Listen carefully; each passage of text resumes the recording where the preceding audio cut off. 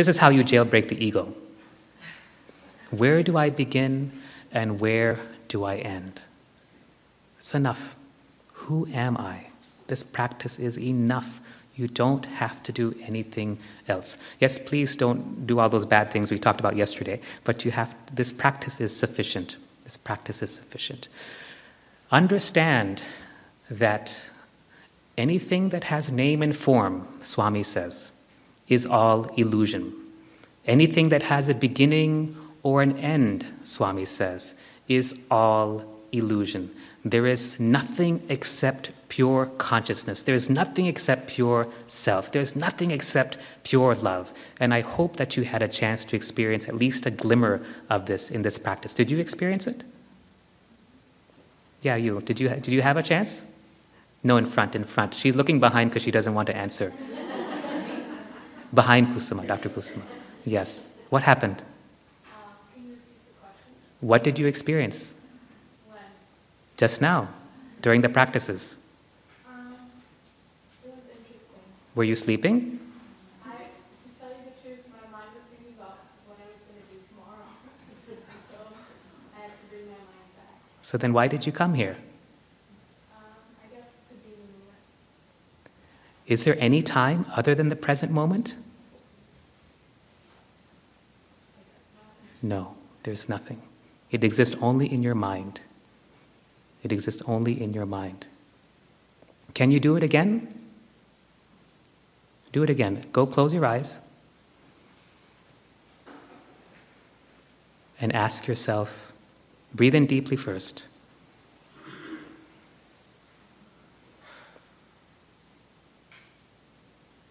Settle yourself in silence. Forget about the past and forget about the future. These are all illusion.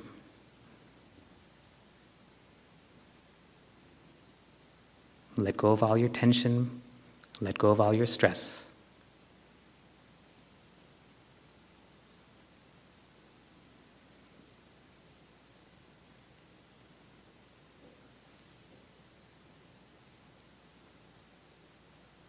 And ask yourself again. This is the practice to keep asking, who am I?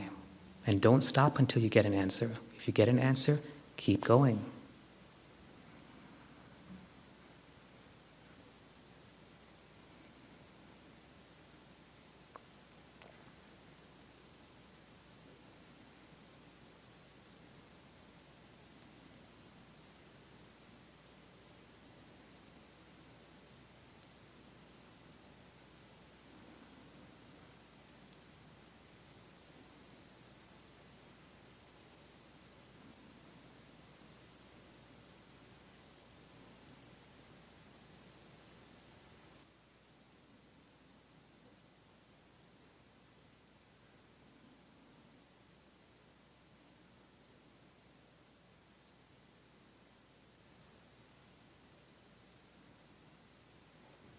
Good. Now let's come back.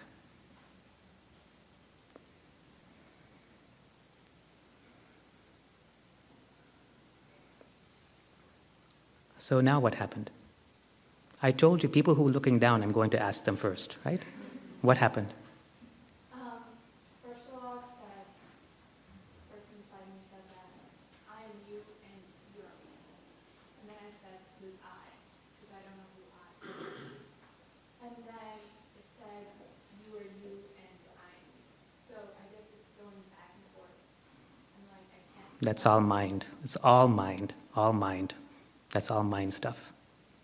When you know that you are the truth, you will be beyond name and form. There is no doubting at that point. Do any of you on this side of the room have to think whether you are a female? Does anyone on this side of the room have to think that they are a male? No, you just know it. You just know. In the same way, when you know that you are the self, you will simply know. When you ask, who am I? You will keep digging deeper and deeper and deeper. Go beyond the mind. I'm laying out all of the truths here for you, making it so simple for you. Why are you wasting this opportunity? Where will you get this opportunity again? Swami says you have to have lived at least 1 million births in order to be even interested in what I'm talking about today. 1 million births. If you're not interested, you can either come back after a few 100,000 more births, or you can take advantage of this time right now. Don't waste this opportunity. Do you understand? Okay. Any more doubts? Anyone else looking down?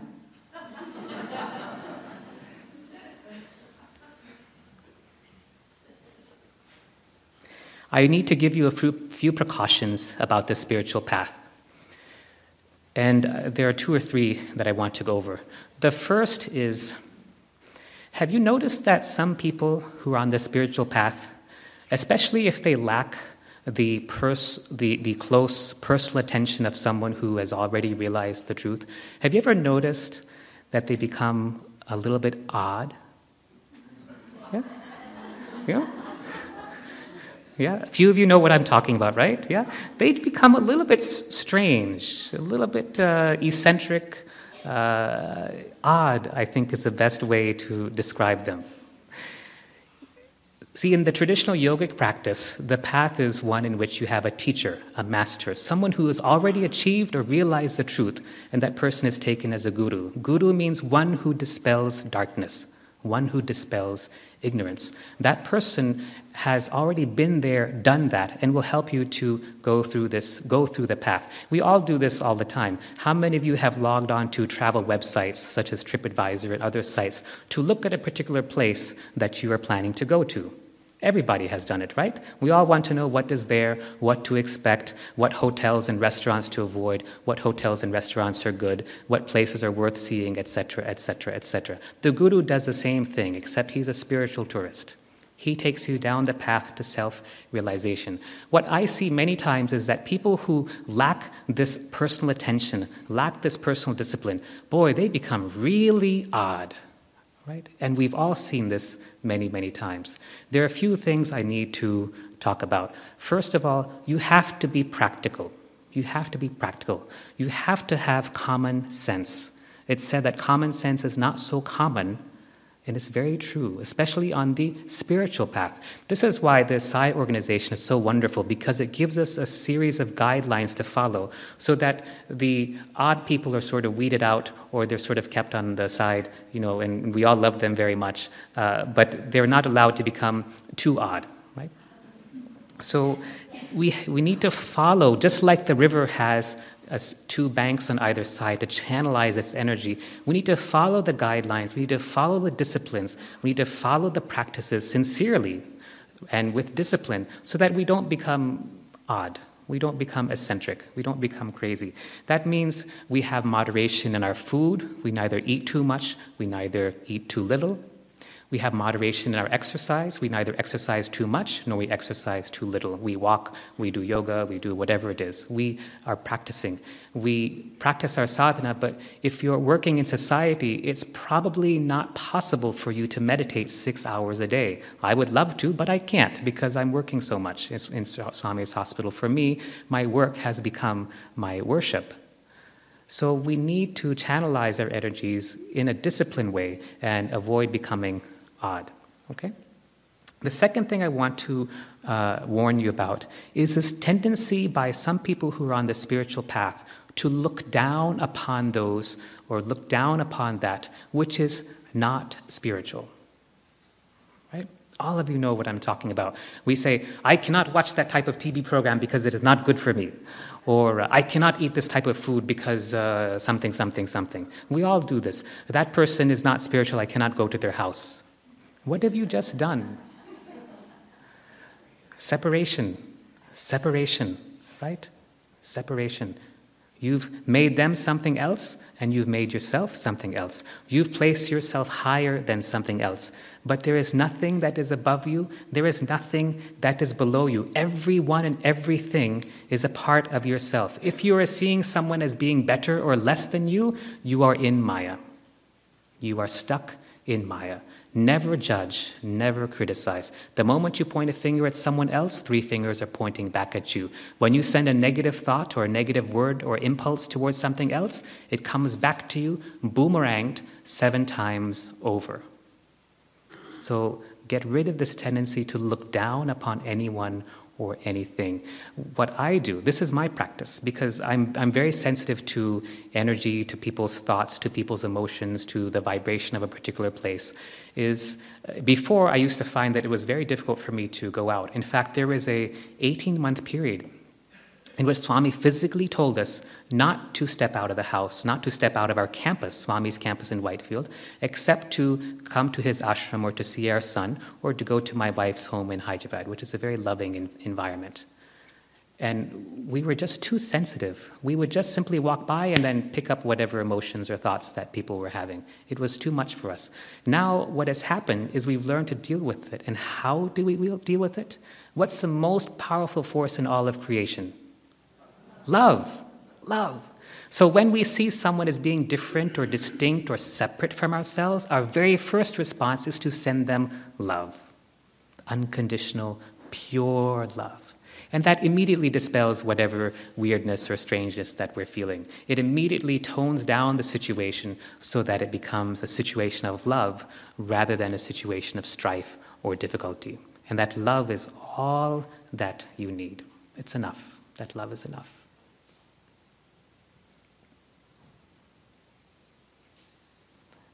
Are you looking down or are you listening?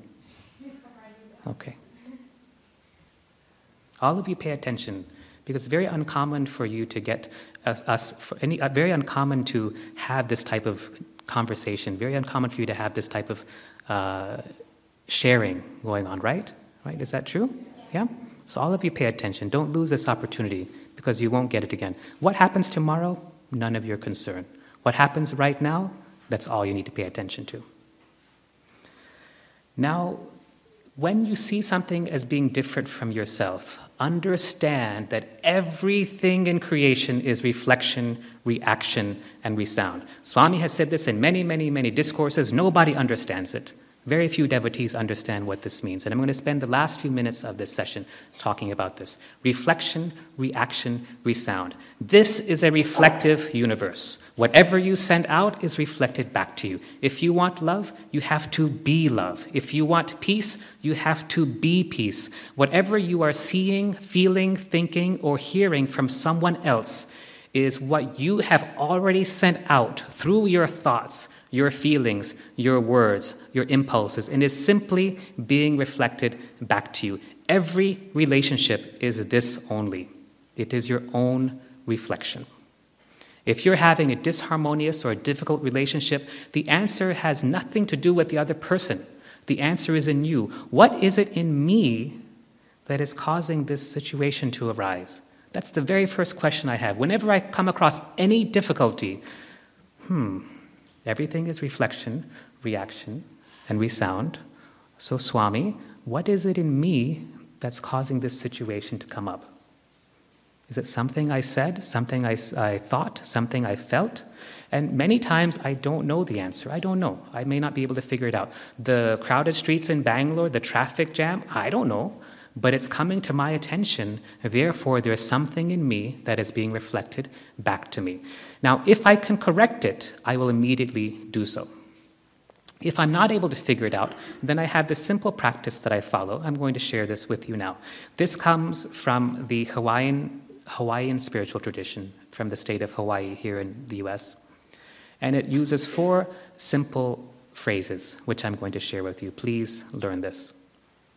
The first statement is, I love you. I'm just saying this to creation because everything is reflection. I love you. I'm sorry. Please forgive me. Thank you. I love you. I don't know what I did. I don't know what it is in me. I don't care what it is in me, but I love you, and I'm sorry for whatever it is. Please forgive me. Thank you for this lesson. Thank you for this opportunity. I love you. I'm sorry. Please forgive me. Thank you. These 4 statements I probably repeat 200 times a day because I don't know what it is in someone else. I don't know what it is. I don't know what it is in you that caused you to drift off into some other place. It was something in me, right? Otherwise, it would not have come to my attention. It has nothing to do with you, right? See, she wasn't paying attention for a few minutes, and I'm not picking on you, but actually I am.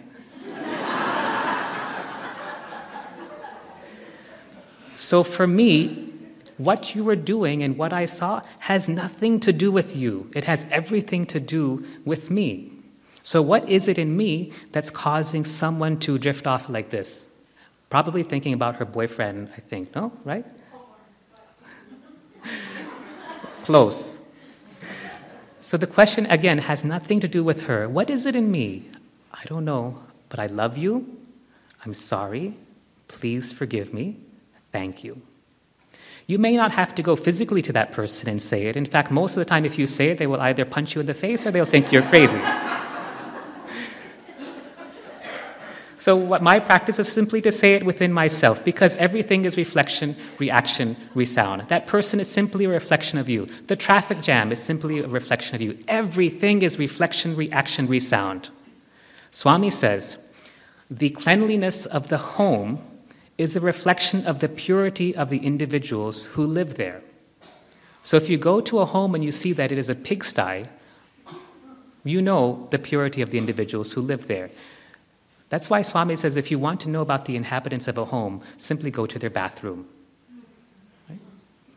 The cleanliness of the home is a reflection of the purity of the individuals who live there. The leadership of any country or of any organization is simply a reflection of the individuals who make up that country or that organization. The consciousness of the leadership of any organization or country is simply a reflection of the mass consciousness of the people who are in that country or that organization. The external pollution that we see every day all around us in our air, in our water, in our land, in our food, is simply a reflection of the inner pollution that is within all of us. Do you see how this works? Reflection, reaction, resound. That's all there is. Everything is reflection, reaction, resound. Actually, Swami once said, these are his exact words, actually, there is no creation. There is only reflection. There is no creation. There is only reflection. Whatever you see is what you are sending out and is being reflected back to you through creation, through your relationships, through that chance encounter with someone who is sitting next to you. Are you getting irritated by the person who is coughing next to you? What is it in you that is causing that irritation? Let's look at some physical examples. As a physician, I see this all the time. Why do people get diabetes? Let's take diabetes as an example. Because there's something in them that is being reflected back out into creation, and then it boomerangs back on them, and it manifests somewhere, right? It has to manifest somewhere. I'll tell you something Swami once said. He said, every thought that you have is manifested on some plane of creation or the other. Every thought that you have is manifested on some plane of creation or the other. If you understand the law of reflection properly, if you understand reflection, reaction, resound properly, you will never have any negative thought. Do you understand? Because it's going to come right back to you. So let's take diabetes again. Diabetes, what happens? People who have diabetes, there are several different possibilities. One is they lose the sweetness in their life. The second is they have a tendency to try to control everything in their life. This is how it works. Cancer, resentment, anger. Thyroid problems, frustration. Frustrated creativity, frustration. This is how it is. Baldness.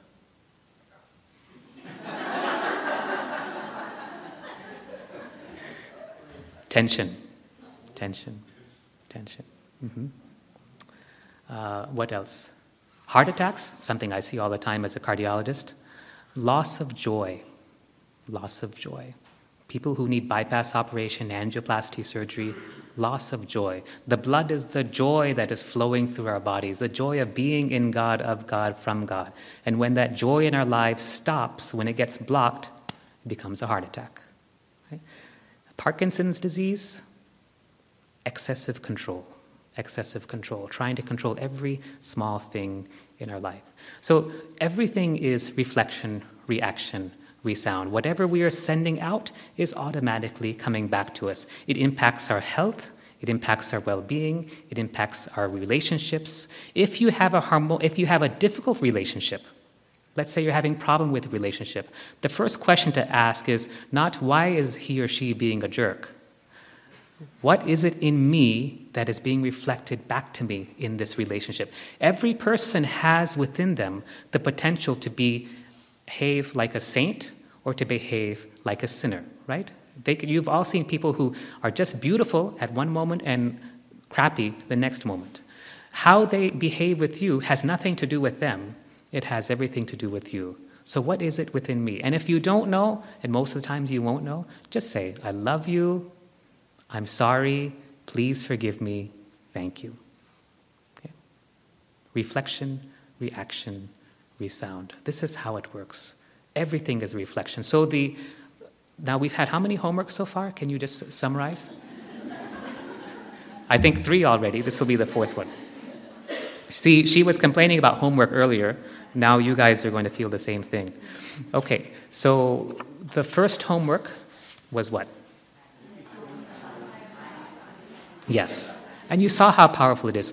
The first homework is to chant, to pray, to sing as if the God that you are pouring your adoration out to is within yourself, as if it's coming from you.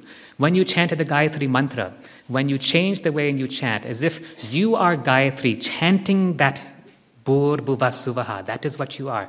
See how powerful it became. That's the first homework. Okay? The second homework. The first homework, yes. The first homework, I'm sorry, let's back up. The first homework is to repeat I am Sai at least 200 times between now and 1:30, okay? Or 1:45 when we meet again. So between now and 1:45, 200 times I am Sai. You can say it fast, you can say it slow, but when you say it, I want you to incorporate the second homework. It is not, sorry, what's your name? Ashley? So it's not that Ashley down before us is saying, Ashley, I am Sai. Ashley, I am Sai. Oh, my cell phone is ringing. I am Sai. Ashley, I am Sai. That's not what we're saying. Swami that you are, the Sai that you are is saying, I am Sai. Do you see the difference? Okay, this is what I want. I am Sai, 200 times at least. 300, 400, 1,000, fine. All the better you'll get grace points for that. So number 1 is I am Sai. Number 2 is to chant, sing, and pray as if you are that to which you are praying to. The third homework? Who am I? Where do I begin? And where do I end? Remember, if it has name and form, it's all illusion. If it has beginning or end, it is all illusion. The only thing that exists is the self. There is no creation, there is only reflection. So that's the 3 homeworks that I've given you, right? Can we add one more homework? It's not too much? All right. You don't have to do everything between now and lunchtime, but I'd like you to work on at least the first one or perhaps the second and third of these, or the third and fourth one especially. The last homework is to look at all of your relationships in your life. This is going to take some time. Or to look at least at the problem areas in your life and to see what is being reflected back to you. What is being reflected back to you? Let's say that you have an illness. Okay? Let's say that there's some part of your body that is out of balance. Let's say you've got back pain, you've got a knee ache, your hair is falling out, whatever it is. Where is in your life? See, every health problem reflects an area in your life that is devoid of love. Right? Every health issue that you face is simply a reflection of some part of you that is devoid of love. So for this 4th homework, the homework is to look at all the relationships or manifestations in your life that are not as you would like them to be, and to ask yourself, what is being reflected through this person or situation back to me? You're going back to yourself. You're not blaming the other person. You're not blaming yourself either. You're not putting yourself down. You're saying, I'm bad because I'm so lousy. That's why this situation is like this. Boo-hoo. You're not doing all that. You're simply saying, what is the lesson here for me? What can I learn from this situation? And then you're going within and finding the answer. And the answer will always be based on one thing. What is it? Love. It will always be based in love. There's nothing except love. Love alone exists, Swami says. The reflection of love is divinity. So are we clear on these 4 homeworks? It's quite a bit, but as you can see, each one is very important. Who am I? Chant as if you are that from which you are chanting to. Chanting I am Sai at least 200 times. And then looking within. This is inquiry. Remember, 90% of sadhana is inquiry. Looking within and looking at all of your relationships, all of your life situations, and finding out what is being reflected back to me. Where in my life is there something devoid of love? And then finding that solution through love. Any last questions on the homework before we break? Yes, sir. Not specifically on the homework, but in relationship to it. Most of what you're saying, besides just being love, is positive on a premise or a reality that we can control our mind. But some amongst us don't have a mind in the first place, a brain that's fully capable of doing that. Some amongst us have a brain that just does whatever it wants, and there is absolutely no way to control whatever thoughts come in, whatever thoughts go out, whatever is going on in it. How do we deal with that? It's a wonderful question, wonderful question. I think, do you want to know the answer now, or do you want to wait until after lunch? No? You all want to live in the present? Okay, all right. So the question is, how do we deal with the mind? How do we deal with the monkey mind, right? Because it's a terrible monkey. And Swami says, not just any monkey, a mad monkey. There are different ways, there are different tools. And I'm going to give you 5 or 6 different ways to deal with the mind. And you can choose and pick which ones work well for you. I use all of them. I use all of these techniques. The first one is to give the thought to Swami. We did that this morning in the meditation.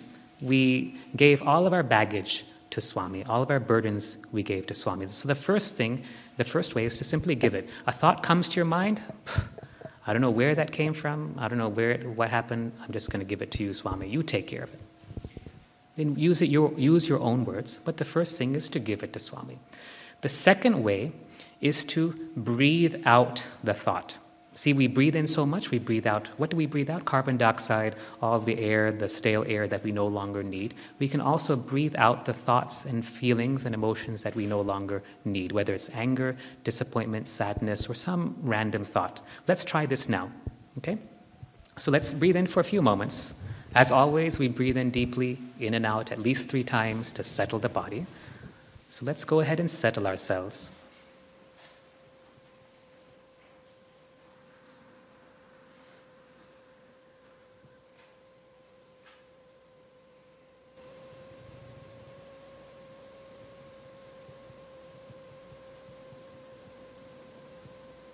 And just watch and allow a thought to surface. And when that thought surfaces, breathe it out. And as you're breathing it out, you can either give it back to Swami, or you can breathe it out and you can offer it to an imaginary fire, like a sacrificial fire, so that the thought is burned and consumed in that fire, whatever you feel comfortable with.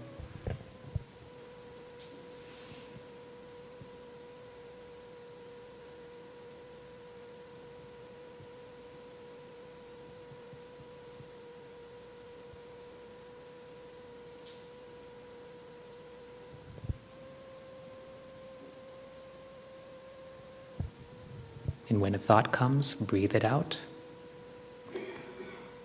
Throw it into the fire.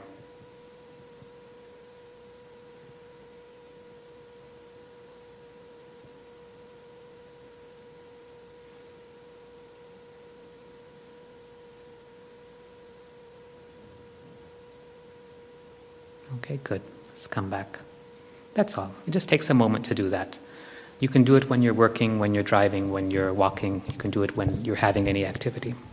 The next way is to what we call the chalkboard technique or the blackboard technique. You can see the thought or the image or whatever it is. Let's say it's a lustful thought or an angry thought or a greedy thought or whatever it is, doesn't matter. Put it on the chalkboard, and then in your inner space, in your mind's eye, you can think, feel, visualize, or imagine that that thought is being erased by a giant hand, by Swami's hand. Just erase it away because you no longer need it. That's called a chalkboard technique.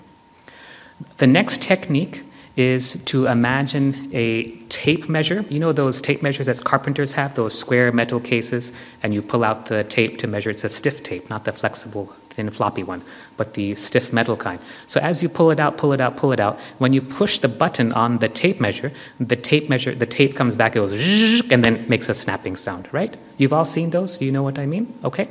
So the next technique is to keep on your right side an imaginary tape measure, which represents your mind. This is a technique that Phyllis Crystal teaches that I'll share with you. This tape measure represents your mind, and as you're pulling it out, it represents all the thoughts that you're having. You can take it out all the way if you'd like, it's up to you. But when you're ready to finish with your thoughts, just push the button, hear the whirring of the tape as it comes back, and let it go ka-chak as it slams back into the housing. Let's do this now. It takes hardly 5 seconds.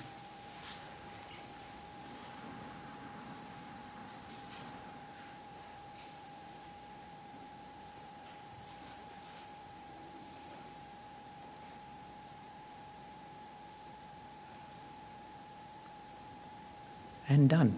No? For a few moments, your mind is silent. There's a feeling of, not having thoughts. Yeah? Did it work? Okay. The next technique. This is for emotions. This again is something developed by Phyllis Crystal. Actually, Swami taught Phyllis all of these techniques, and I'm sharing this with you now. The next technique is to imagine on your left side the branch of a tree that is sticking out horizontally or near horizontally. And on that tree branch is draped a snake representing your emotions. A snake is there. And the snake is placed in such a way that the head is hanging down and the tail is also hanging down, and the snake is holding, not biting, just holding its tail in its mouth. This works at the subconscious level to allow ourselves to control our emotions. The mind is on the right side, the emotions are on the left side. If you have a problem on the right side of your body, it's usually because of your thoughts. If you have a problem that's happening on the left side of your body, it's usually due to your emotions. Reflection, reaction, resound. This is how it works. So mind, tape measure on the right, snake, emotions on the left. Let's do this now. Imagine a tree branch coming out. There's a snake of any color or type, it doesn't matter. It's wound around the branch, the head and tail are hanging down, and the snake has taken its tail in its mouth.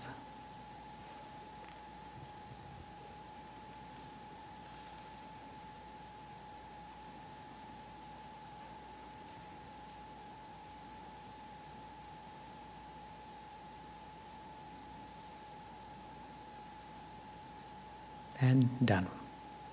Feeling of peace ensues.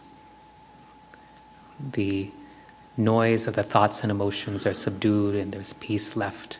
I do this practice before I sleep at night and when I wake up, whenever I have to do any type of activity that requires concentration, and definitely before I go into meditation. So these are simple techniques. The final most important thing is to be careful, what are you taking in through your senses? Because whatever you take in, again, reflection, reaction, resound, it has to reflect somewhere, and oftentimes it reflects in our head as our thoughts and our feelings. And so be careful what you're seeing, practice sense control, be careful what you view on the TV, be careful what you view at the movie theater, on your computer screen, on your phone, be careful what types of conversations you get into, be careful even the vibration of the places that you go. Swami says avoid bad company, but he also says avoid bad places. All of these things will impact your thoughts. Be careful of the type of food that you're eating. Sattvic food, food that is healthy, fresh, nutritious, without too much of any one particular characteristic. Too much spice, too much sweet. A little bit of sweet is okay, but not too much. Too much salt. A little bit of salt is okay, again, but not too much, etc. Okay? Let's go ahead and end. I know there's no end to these questions, but there should also be no end to your practice. So we will meet again I think at 1:45 our tummies will be full. We will all have done the homework, or at least started much of the homework that we've given. We'll continue at that time. Let's end with Om and 3 Shantis, please.